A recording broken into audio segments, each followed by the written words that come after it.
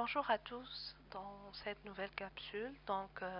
La transmission, aujourd'hui on va voir la transmission par transposition de fréquence ou ce qu'on appelle modulation, qui est une des techniques de transmission de données qu'on peut utiliser. Le principe de la modulation, c'est qu'un équipement, ce qu'on appelle le modulateur, va transformer un signal initial quelconque A de T en un signal S de T adapté au support de communication employé. Donc, notre signal S de T qui sera transmis est obtenu en faisant varier les paramètres d'une onde porteuse, généralement sinusoïdale. Donc, cette onde porteuse va transporter notre signal A de T, nos données initiales, dans le domaine fréquentiel. Donc là, S de t sera de la forme A cosinus de pi ft plus phi. Ce signal sinusoïdal est centré autour d'une fréquence f0 appelée onde de référence ou cette porteuse. D'ailleurs, on peut voir dans la figure en dessous, donc comment on avait des spectres initiaux qui peuvent correspondre à des signaux quelconques A de t, et voilà, nous voyons comment ces spectres sont transposés en fréquences, de fréquences f0, f1, f2, voilà.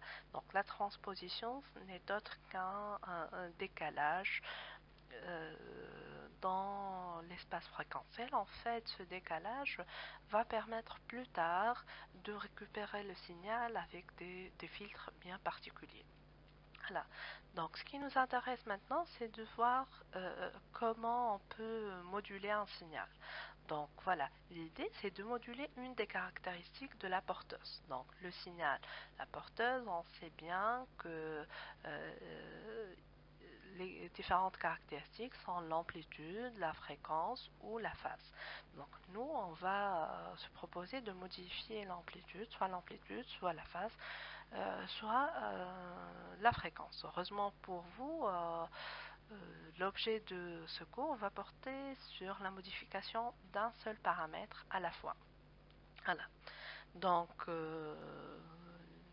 il faut rappeler que la transposition en fréquence autorise le multiplexage fréquentiel. Vous voyez donc comment, grâce à la transposition de fréquence, on peut donc transporter différents signaux pouvant appartenir à différents utilisateurs en même temps. Voilà. Donc, on distingue alors trois types de modulation par transposition de fréquence. Donc, premièrement, c'est la modulation d'amplitude. On parle de modulation d'amplitude lorsque les variations portent uniquement sur l'amplitude. Donc, ce qui va changer suivant les bits, c'est l'amplitude du signal. Donc, on va dans la première séquence, donc on va un signal qui est reproduit tel qu'il est dans la première période, la deuxième période. Plus tard, l'amplitude du signal va changer au cours de la troisième période et la quatrième période.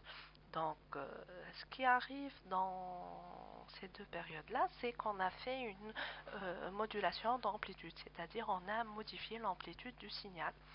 Donc, vous voyez que l'amplitude a rétréci, donc ça veut dire qu'on a multiplié l'amplitude initiale par un facteur k qui est inférieur à 1. On peut aussi augmenter l'amplitude. Donc, c'est un choix qui va dépendre de la situation. Voilà. Donc, par exemple, pour représenter des zéros, on va garder un signal initial tel qu'il est. Donc, là, pour représenter les 1, on va faire une modulation d'amplitude. Donc là, plus tard, donc ça sera très facile de décoder les signaux. Donc, si on garde notre signal tel qu'il est, donc il s'agit d'un 0. Si on a un signal avec une amplitude qui a changé, on peut dire qu'il s'agit du bit 1. Voilà.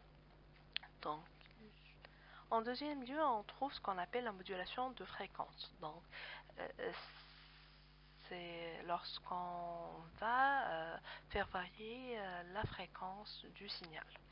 Donc, par exemple, là, si on admet que ces deux premières périodes représentent le bit 0 et que la troisième période représente un bit qui est égal à 1, donc on peut dire que là, pour une même période, la fréquence du signal était plus importante que la fréquence pour un bit 1.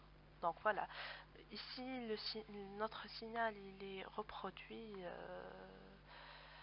deux fois, le même signal il est reproduit deux fois. Là, pour un 0, le même signal est reproduit 6 fois. Voilà. Donc bien évidemment, comme c'est le cas pour la modulation d'amplitude, on peut soit augmenter, soit diminuer l'amplitude, pardon, la fréquence. Enfin, la modulation de phase, c'est lorsque les variations portent sur la phase. Pardon. Donc là, pour le 0, on a une phase de pi égale à 0. Là, pour donc la troisième et la quatrième période, on a une phase de phi égale à pi. Donc, comment reconnaître notre phase? Donc là, il faut ici donc dresser ce qu'on appelle un vecteur de Fresnel. Donc, c'est quoi le vecteur de Fresnel? C'est ce qui va nous permettre, c'est un petit vecteur là. Donc, par exemple, pour le premier signal, on voit que ce vecteur-là pointe sur la phase 0. Donc là, c'est la phase voilà, pi sur 2. Là, c'est la phase pi. Là, c'est la phase moins pi sur 2 ou 3 pi quart. Hein. C'est la même chose lorsqu'on dit moins pi sur 2 ou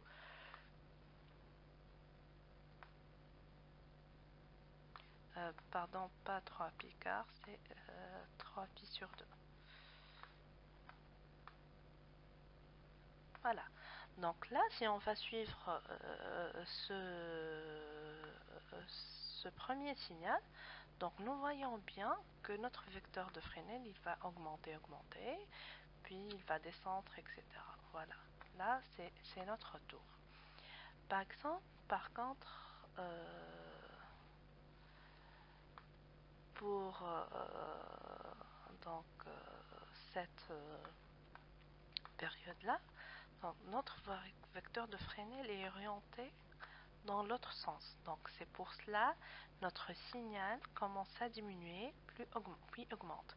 Donc vous voyez bien, on diminue, ça diminue, puis ça augmente pour faire le tour de notre cercle.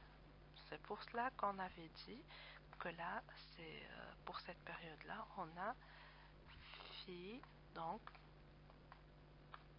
égale à pi. De toute façon, là, vous pouvez trouver aussi d'autres compléments de cours qui vont vous montrer avec plus de détails comment donc dessiner correctement en appliquant la modulation de phase et même avec le TD, on va voir plus d'exemples.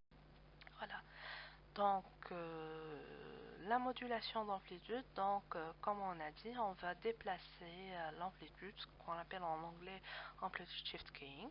Donc là, vous voyez tout simplement, pour un premier signal, on a une amplitude initiale, puis pour un signal, un différent symbole, on a une autre amplitude. Là, les symboles, donc, moins A et plus 1 peuvent être aussi le 0 et le 1, hein. Rien n'empêche. Donc, là, la technique de modulation d'amplitude, c'est une technique électroniquement simple, mais malheureusement, elle est très sensible au bruit. Donc, c'est pour ça on a tendance à utiliser la modulation de fréquence ou la modulation de phase. La modulation de fréquence ou la modulation par déplacement fréquentiel, ce qu'on appelle FSK, donc consiste à faire un décalage fréquentiel. Donc là, par exemple, pour le bit 0 ou le symbole plus W, donc